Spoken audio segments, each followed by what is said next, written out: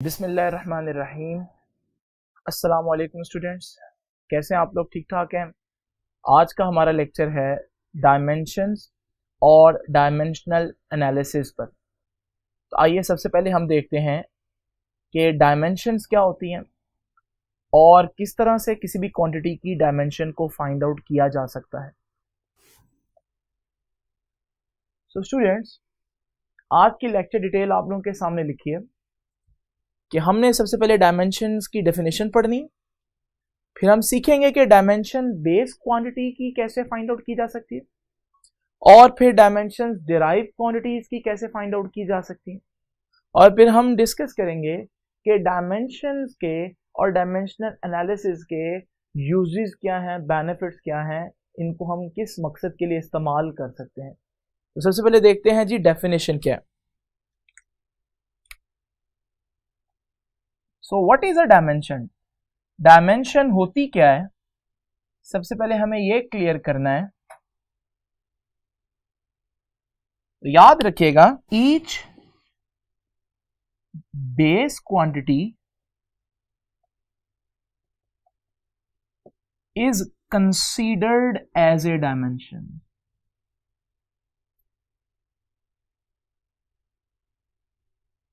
जो base quantity है जो हम लोगों ने पढ़ी थी बिल्कुल स्टार्टिंग लेक्चर नंबर 2 में, हर बेस क्वांटिटी एक डायमेंशन है। यानी कि लेंथ जो है वो एक बेस क्वांटिटी है, इसको हम एक डायमेंशन कंसीडर करेंगे। मास को भी एक डायमेंशन कंसीडर करेंगे, टेम्परेचर को एक डायमेंशन कंसीडर करेंगे। तो डायमेंशन बेसिकली क्या है? Each base quantity is considered as a dimension, but dimension के तौर पर कंसीडर करने के लिए हमें उसे स्पेसिफिक सिंबल देना पड़ेगा। गिवन अ स्पेसिफिक सिंबल, तो एक तो हमें स्पेसिफिक सिंबल देना पड़ेगा, दूसरी बात रिटर्न विद इन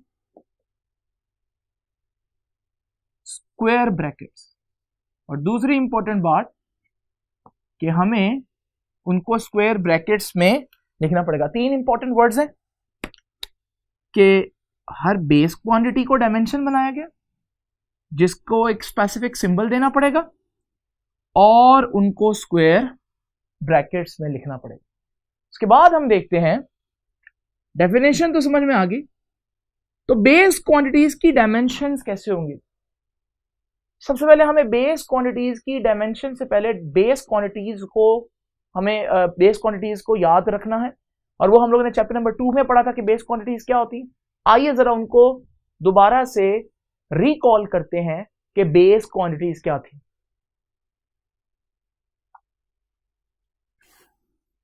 स्टूडेंट्स, अगर आप लोगों को याद हो तो हम लोगों ने इस चैप्टर के लेक्चर नंबर 2 में बेस क्वांटिटीज को डिस्कस किया था कि सिस्टम इंटरनेशनल ने 7 क्वांटिटीज ऐसी हैं जिनको फिक्स कर दिया, स्टैंडर्ड बना दिया कि आज के बाद ये हमारी बेस क्वांटिटीज हैं, हम जितनी भी नई क्वांटिटीज बनाएंगे हम इस पर डिफाइन करेंगे। जरा याद करते हैं वो 7 क्वांटिटीज कौन सी थी।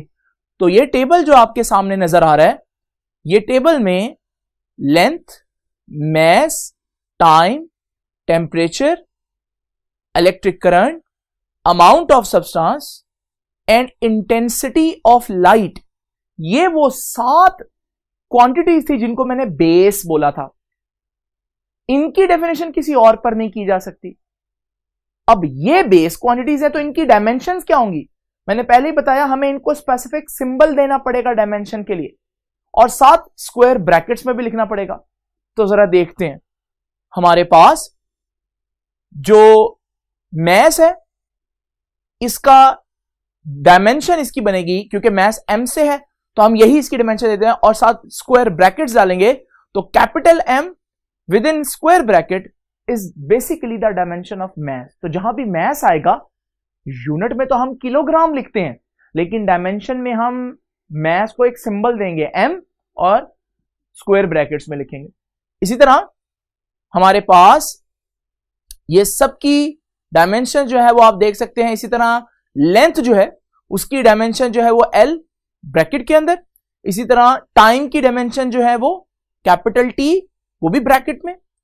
इसी तरह हमारे पास टेम्परेचर की जो डायमेंशन है वो K होगी और ब्रैकेट्स में लिखेंगे। लेकिन कुछ जगहों पर आप देखेंगे कि ये थीटा भी हो सकती है, तो या K या theta with in square brackets. तो ये हो गया टेम्परेचर। इलेक्ट्रिक करंट की डायमेंशन होगी A, जो कि उसके यूनिट एम्पेयर से निकली है, तो A और वो भी स्क्वायर ब्रैकेट्स में। उसके बाद मोल की जो यूनिट, मोल का जो डायमेंशन होगी वो होगी N और स्क्वायर ब्रैकेट्स में। और इसी तरह ये डायमेंशंस जो हैं वो आप लोगों को याद रखनी है। बाकी रह गया इंटेंसिटी ऑफ लाइट, तो इंटेंसिटी ऑफ लाइट की डायमेंशन होती है J। तो ये 7 डायमेंशंस आप लोगों ने अच्छी तरह से याद कर लेनी है। तो ये कुछ भी मुश्किल नहीं है इसमें, वो 7 बेस क्वांटिटीज जो आप लोगों ने याद की हुई थी, बस आपने अब उनके यूनिट्स की बजाय आपने उनकी डायमेंशंस को डिस्कस करना है। मैं बोलता हूं मास का यूनिट लिखें, आप लिखेंगे kg, लेकिन मैं बोलता हूं मास की डायमेंशन बताएं, आप बोलेंगे m और वो भी ब्रैकेट में लिखकर। लेकिन अब आप मुझसे पूछेंगे कि सर फिर यूनिट की जगह ये डायमेंशन का एक नया कॉन्सेप्ट कहां से आ गया? तो क्या फर्क है बेसिकली यूनिट और डायमेंशन में? तो यहां बड़ी इंपॉर्टेंट बात है, तवज्जो कीजिएगा। यूनिट जब भी मैं किसी क्वांटिटी का बताता हूं, मिसाल के तौर पर मैं कहता हूं कि मैस का यूनिट केजी यूज कर रहा हूं, आप यूनिट सुनते ही अंडरस्टैंड कर लेते हैं कि यार जो भी चीज ये डिस्कस कर रहे हैं वो हैवी होगी, तभी सर एक बड़ा यूनिट केजी यूज कर रहे हैं। बट अगर मैं उसी मास का यूनिट मिलीग्राम यूज कर रहा हूं, तो फिर आप क्या समझेंगे? आप समझेंगे शायद सर किसी टैबलेट की बात कर रहे हैं, क्योंकि मिलीग्राम्स में इतना कम वेट। और अगर मैं उसका वेट जो है और ज्यादा कम नैनोग्राम्स में डिस्कस करूं या पिकोग्राम्स में डिस्कस करूं, तो फिर आप समझ जाएंगे कि मैं किसी मॉलिक्यूल का वेट या उससे भी ज्यादा किसी छोटी चीज के मैस की बात कर रहा हूं। तो इसका मतलब यूनिट एक ऐसी चीज है जो उस क्वांटिटी के जो मैग्नीट्यूड है या क्वांटिटी है उस पर रोशनी डाल रही है। यूनिट सुनकर आपको फौरन पता चल जाता है कि किस स्केल की बात हो रही है, मैं कितने बड़े, मैं मैथ्स को बड़े लेवल पर देख रहा हूं या छोटे लेवल पर, क्योंकि यूनिट एक ऐसी चीज है जो क्वांटिटेटिव एनालिसिस बताती है, क्वांटिटी भी बताती है, क्वांटिटी से मुराद स्केल बताती है कि ये बड़ा यूनिट है या छोटा यूनिट। डायमेंशन में याद रखिएगा, जब मैं बात करता हूं कि डायमेंशन क्या है मैथ्स की, तो जब डायमेंशन की मैथ्स की डायमेंशन की बात करेंगे तो हम सिर्फ m लिखेंगे। क्या इस m को देखकर आपको कोई आइडिया होगा कि मैं किसी बहुत बड़ी चीज का मैथ्स की बात कर रहा हूं कि बहुत छोटी चीज की या नैनो चीज की बात कर रहा हूं? नहीं अंदाजा होगा। बस आपको इतना अंदाजा होगा कि what I am talking about, yes I am talking about maths. यानी कि डायमेंशंस क्वांटिटी या क्वांटिटेटिव एनालिसिस नहीं दे सकती। तो डायमेंशंस जो है वो फिर कौन सा एनालिसिस दे सकती हैं? वो सिर्फ क्वांटिटी का बता सकते हैं कि आप कौन सी क्वांटिटी यूज कर रहे हैं। इसलिए ये लाइन याद रखिएगा, ये बहुत जबरदस्त लाइन है, इसको आपने भूलना नहीं है कि dimensions are used to show the qualitative analysis, qualitative analysis not quantitative analysis. जब क्वांटिटेटिव एनालिसिस की बात आएगी तो फिर यूनिट्स को डिस्कस करेंगे, लेकिन जब आपने सिर्फ जो है ना आपने क्वालिटी देखनी कि मैं कौन सी क्वालिटी बेस यानी कि कौन सी बेस यूनिट यूज, कौन सा बेस क्वांटिटी यूज कर रहा हूं, मैस यूज कर रहा हूं या लेंथ यूज कर रहा हूं, तो फिर हम सिर्फ उसकी डायमेंशन देखेंगे। तो ये है हमारे पास डायमेंशन और यूनिट्स में थोड़ा सा फर्क। सो स्टूडेंट्स, आप लोगों ने देखा कि बेस क्वांटिटी की डायमेंशन निकालना कोई इतना मसला नहीं है। वो टेबल में हमने देखा कि जो भी 7 यूनिट्स है उनको हम स्पेसिफिक सिंबल दे दें, जो 7 क्वांटिटीज है उनको स्पेसिफिक सिंबल दे दें, वो ही उनकी डायमेंशंस होंगी। अब बात करते हैं डिराइव क्वांटिटीज की डायमेंशन की। तो डिराइव क्वांटिटीज जो हैं उनकी डायमेंशन क्या होगी जरा देखते हैं। तो हमारे पास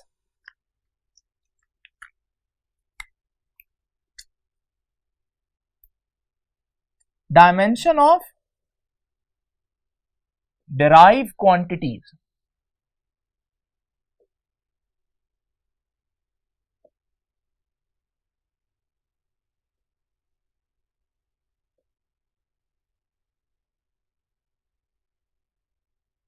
देखिए इसके लिए मेरे पास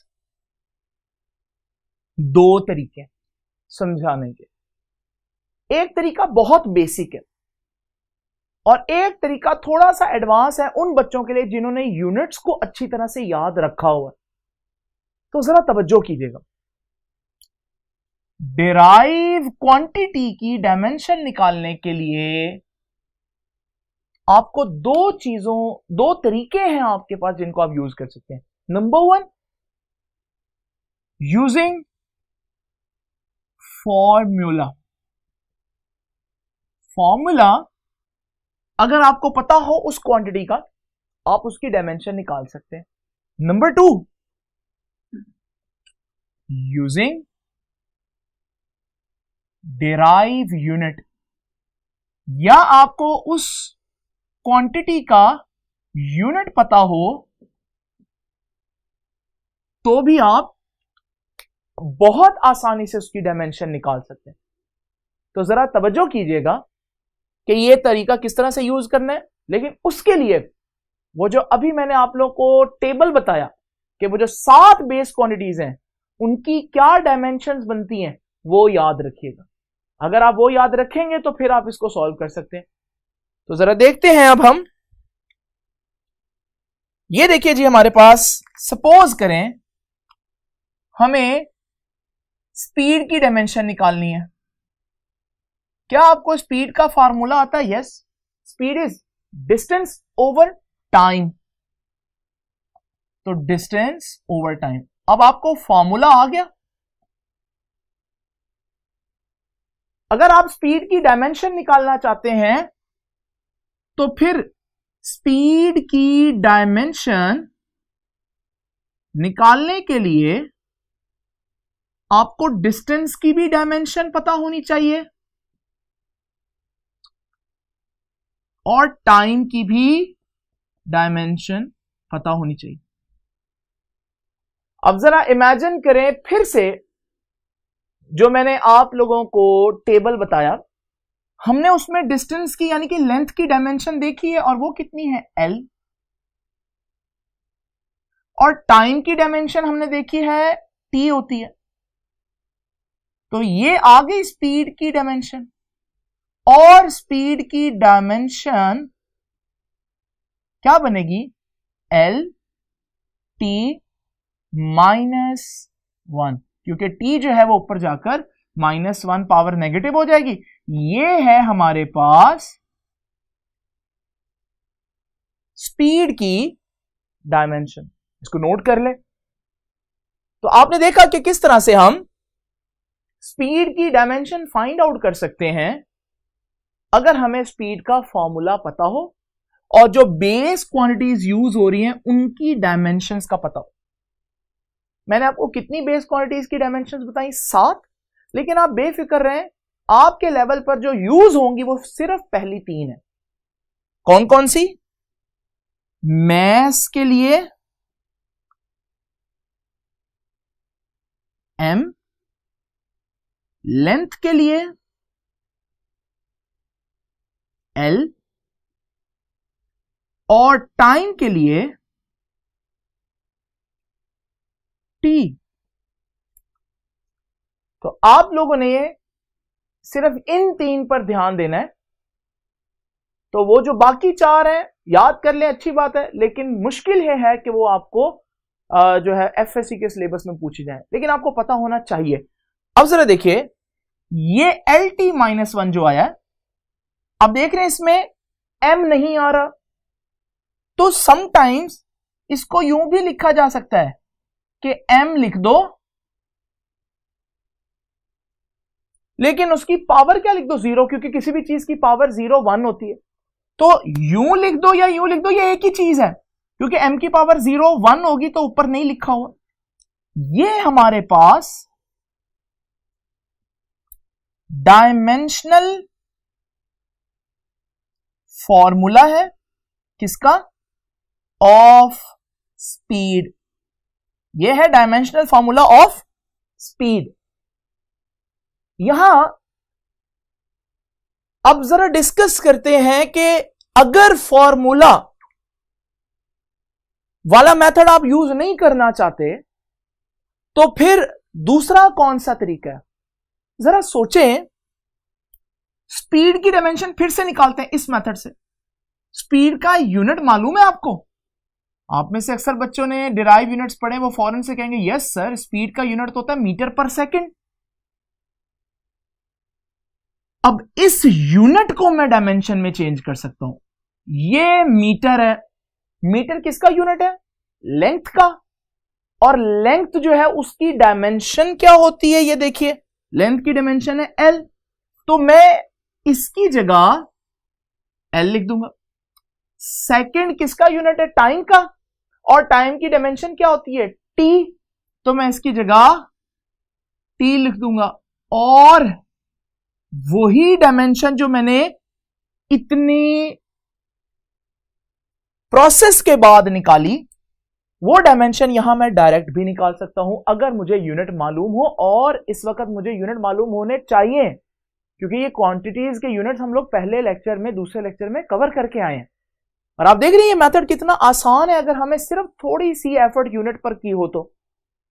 यहां मैं आप लोगों से एक बात शेयर करता हूं कि यहां एक कॉन्सेप्ट जो है वो थोड़ा सा मैं क्लियर करना चाहता हूं। दो उससे इतना ज्यादा फर्क नहीं पड़ता, लेकिन आप लोगों को इसका रियल कॉन्सेप्ट पता होना चाहिए। मैंने बोला कि ये m0 LT-1 ये क्या है? Dimensional formula. और इसी को आप क्या बोल देते हैं कि ये स्पीड की क्या है? डायमेंशन है।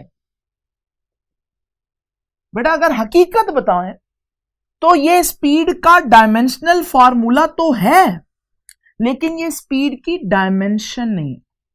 एक्चुअली में डायमेंशन और डायमेंशनल फॉर्मूला एक चीज नहीं है जो कि बताई जाती है, बल्कि डायमेंशन और डायमेंशनल फॉर्मूला में थोड़ा सा फर्क है।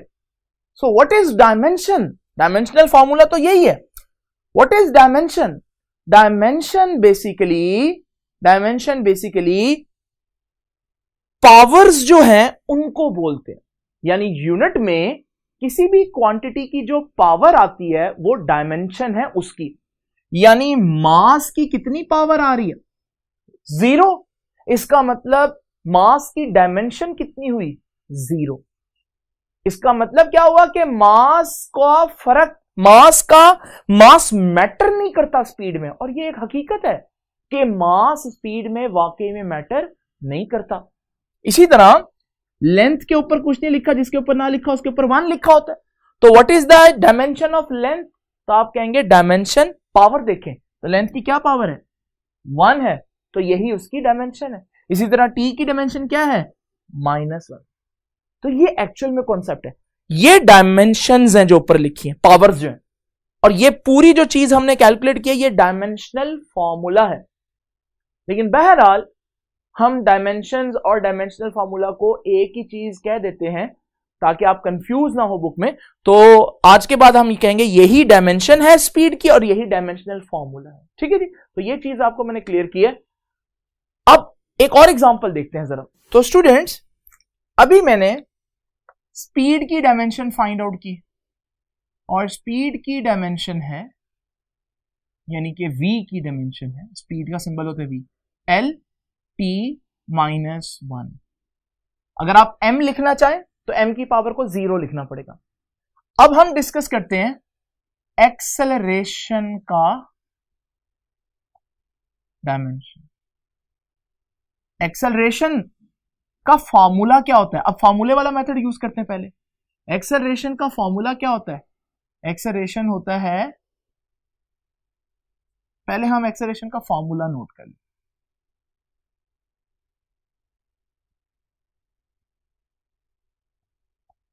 एक्सेलरेशन होता है चेंज इन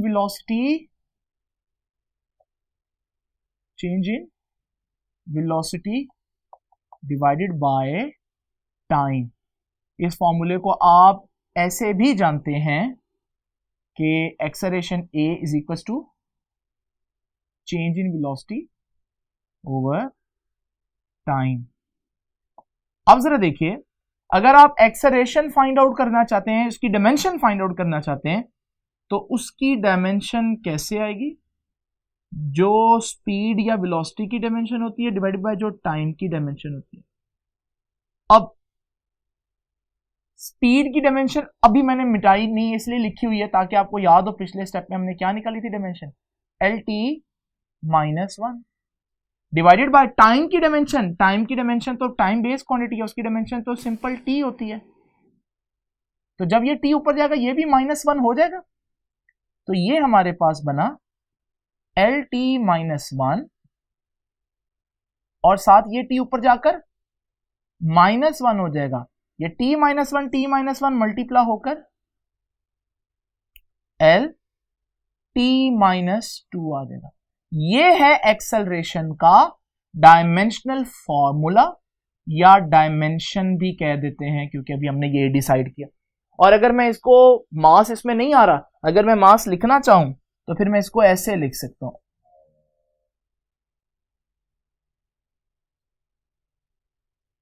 m की पावर 0 लिखनी पड़ेगी L और t की पावर मुझे -2। तो ये है एक्सेलरेशन का डायमेंशनल फॉर्मूला। अच्छा, इसी तरह अगर मैं यही एक्सेलरेशन का डायमेंशनल फॉर्मूला निकालना चाहूं इतने कम्बरसम, इतने डिफिकल्ट प्रोसेस के बगैर, तो जरा मुझे उसके लिए एक्सेलरेशन का यूनिट आना चाहिए। और एक्सेलरेशन का यूनिट अगर आपको याद हो तो मीटर पर सेकंड स्क्वायर होता है, मीटर पर स्क्वायर सेकंड कह लें। और यहां से आप इसकी डायमेंशन निकाल सकते हैं कि एक्सेलरेशन की डायमेंशन क्या होगी, मीटर लेंथ है और लेंथ का जो हमारे पास डायमेंशन है वो L है। इसी तरह सेकंड टाइम है और टाइम की जो डायमेंशन है वो T है, पावर्स वो ही रहने दें। तो ये हमारे पास एक्सेलरेशन की डायमेंशन है। अगर यूनिट मालूम है तो डायमेंशन निकालना बहुत आसान, अगर यूनिट नहीं मालूम तो भी डायमेंशन निकाली जा सकती है, लेकिन उसके लिए फिर फॉर्मूला पता होना चाहिए और थोड़ा सा आपको प्रोसेस करना पड़ेगा फॉर्मूले में डायमेंशन पुट करके। अब जरा देखिए, एक्सेलरेशन का डायमेंशनल फॉर्मूला अभी हमने फाइंड आउट किया, LT-2। अब फोर्स का डायमेंशनल फार्मूला याद करें, उसके लिए फोर्स का फार्मूला चाहिए। फोर्स का फार्मूला बड़ा फेमस है, न्यूटन का सेकंड लॉ, F = ma। अब जरा देखिए जी, अगर आप फोर्स की डायमेंशन निकालना चाहते हैं तो आपके पास मास की भी डायमेंशन होनी चाहिए और एक्सेलरेशन की भी डायमेंशन होनी चाहिए। फोर्स की डायमेंशन क्या है जी, फोर्स की डायमेंशन देख लेते हैं, अभी निकाल लेते हैं। मास की डायमेंशन m और एक्सेलरेशन की डायमेंशन अभी बताइए LT-2। तो फोर्स की डायमेंशनल फॉर्मूला या उर्फ आम में डायमेंशंस क्या बनी, MLT-2। ये है हमारे पास फोर्स की डायमेंशन। अगर शॉर्टकट करना है तो आपको यूनिट पता होना चाहिए। जिन बच्चों ने वो पहले लेक्चर लिया उन्हें पता है, लेक्चर नंबर 2 में हमने फोर्स का यूनिट निकाला था किलोग्राम मीटर पर स्क्वायर सेकंड। ये डायमेंशन, ये यूनिट था, यहां से डायमेंशन निकाले थे। किलोग्राम किसका यूनिट है, मास का, तो मास की डायमेंशन लिख दो m सिंबल। और मीटर किसका यूनिट है, लेंथ का, L आ जाएगा। सेकंड किसका यूनिट है, टाइम का, उसकी जगह T, सेम पावर्स। तो वही फॉर्मूले से जो मैंने यूनिट निकाला, डायमेंशन निकाली, यूनिट से वही डायमेंशन सिर्फ 2 से 4 सेकंड में निकल सकती है। तो इसका मतलब अगर हमें डिराइव यूनिट्स आते हो, जो कि आने चाहिए, तो फिर तो डायमेंशन निकालना बिल्कुल भी मसला नहीं है।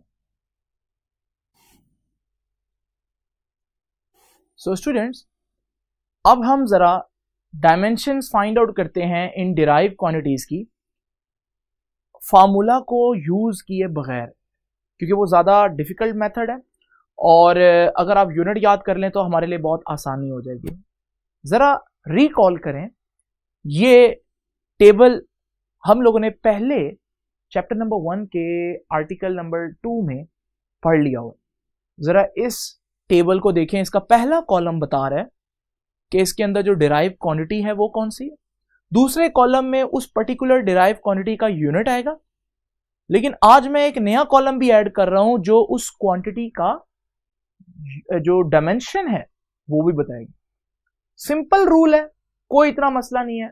यूनिट में 3 वर्ड्स आएंगे, किलोग्राम आएगा, मीटर आएगा और सेकंड आएगा। किलोग्राम की जगह m, मीटर की जगह l और सेकंड की जगह t का सिंबल देकर ब्रैकेट्स डाल देनी है, स्क्वायर ब्रैकेट्स, और अब वो यूनिट डायमेंशन बन जाएगा, लेकिन पावर्स को हरगिज चेंज नहीं करना। तो जरा देखते हैं इसका जो पहली फिजिकल क्वांटिटी देखें, वो एरिया है, उसका यूनिट है मीटर स्क्वायर, तो इसकी डायमेंशन बनेगी मीटर की जगह l पुट करके l स्क्वायर। वॉल्यूम की डायमेंशन है, यूनिट है मीटर क्यूब, तो उसकी डायमेंशन बनेगी l क्यूब और स्क्वायर ब्रैकेट्स। इसी तरह जो हमारे पास थर्ड नंबर पे है वो स्पीड है, उसका यूनिट है मीटर पर सेकंड, उसकी डायमेंशन बनेगी lt-1।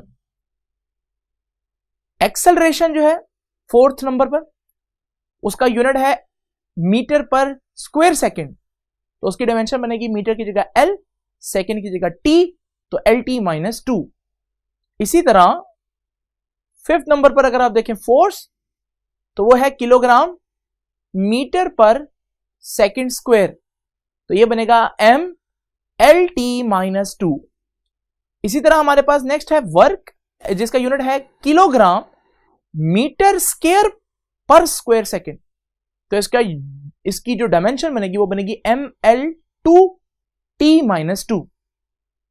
इसी तरह नेक्स्ट है हमारे पास पावर के जो यूनिट है वो है किलोग्राम मीटर स्क्वायर पर सेकंड क्यूब, तो इसकी डायमेंशन बनेगी ml2t-3। आप देख रहे हैं कितना आसान है यूनिट से डायमेंशंस में जाना, सिर्फ आपको सिंबल्स को रिप्लेस करना है और स्क्वायर ब्रैकेट डालनी है। इसी तरह प्रेशर देखिए, प्रेशर जो है उसका यूनिट हम लोगों ने बनाया था, डिराइव किया था कि वो होता है किलोग्राम पर मीटर पर सेकंड स्क्वायर, तो इसकी डायमेंशन बनेगी ml-1t-2। इसी तरह डेंसिटी यहां ऐड करते हैं, डेंसिटी जो है, डेंसिटी की जो यूनिट होता है वो किलोग्राम पर क्यूबिक मीटर होता है, तो इसकी डायमेंशन बनेगी ml-3। तो आप देख रहे हैं अगर आपको यूनिट मालूम हो तो कितनी आसानी से उस पर्टिकुलर क्वांटिटी की डायमेंशन फाइंड आउट की जा सकती है। अब एक बहुत इंपॉर्टेंट पॉइंट देखिए जरा, पॉइंट ये है ऑब्जेक्टिव के लिए कि there are no dimension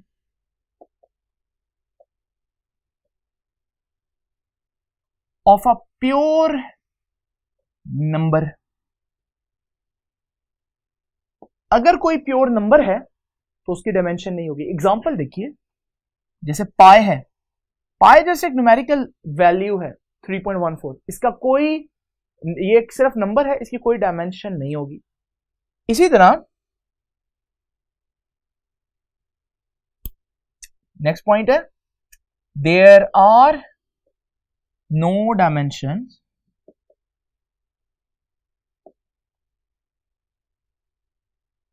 of a ratio. कैसी ratio? Between two similar quantity. अगर हमारे पास कि कोई सिमिलर क्वांटिटीज की रेशो है तो उसकी भी डायमेंशन नहीं होगी। एग्जांपल देता हूं, आप लोगों को याद होगा, आपने पढ़ा था स्ट्रेन के बारे में। स्ट्रेन क्या होता है? Change in length over original length. तो लेंथ का यूनिट भी मीटर होता है, नीचे भी लेंथ आ रही है यूनिट मीटर, तो इसका कोई यूनिट नहीं बनेगा, तो नो यूनिट, और जिसका यूनिट ना हो उसकी डायमेंशन भी नहीं होगी। तो ये हमारे पास एक इंपॉर्टेंट पॉइंट है। उसके बाद एक और पॉइंट जरा अंडरस्टैंड करें कि हमारे पास dimensions can be manipulated as algebraic expressions, algebraic quantities। जैसे algebraic quantities होती हैं वैसे ही हम डायमेंशंस को भी सॉल्व कर सकते हैं। मिसाल के तौर पर डायमेंशंस को मल्टीप्लाई किया जा सकता है। ये कल के लेक्चर के लिए इंपॉर्टेंट है। लाइक L है डायमेंशन और एक और डायमेंशन है L, तो इनका रिजल्ट क्या आएगा? L स्क्वायर, यानी कि डायमेंशंस कैन बी मल्टीप्लाई। इसी तरह L स्क्वायर है डिवाइडेड बाय L है, तो डायमेंशंस बिल्कुल वैसे ही डिवाइड भी हो जाएंगी, कैंसिल भी हो जाएंगी जैसे अलजेब्रा में होती है। तो जिस तरह से अलजेब्रा में मल्टीप्लिकेशन होती है इस तरह डायमेंशंस में भी होती है। जिस तरह अलजेब्रा में डिवीजन होती है इस तरह से यहां पर भी डिवीजन होगी। लेकिन डायमेंशंस, बड़ी इंपॉर्टेंट बात, कैन नॉट बी एडेड और सब्ट्रैक्टेड। डायमेंशंस को ना ऐड किया जा सकता है ना सब्ट्रैक्ट। यानी कि अगर L डायमेंशन है और L डायमेंशन है तो ये 2L नहीं लिख सकते आप, दिस इज रॉन्ग। डायमेंशन में अगर दो सेम डायमेंशंस हो, पहली बात है सेम डायमेंशन होना जरूरी है, तो फिर L प्लस L यहां पर L ही होगा, यानी कि दो डायमेंशंस का सम एक्चुअली वही डायमेंशन आएगी। आप उनको ऐड नहीं कर सकते कि 2L नहीं लिख सकते।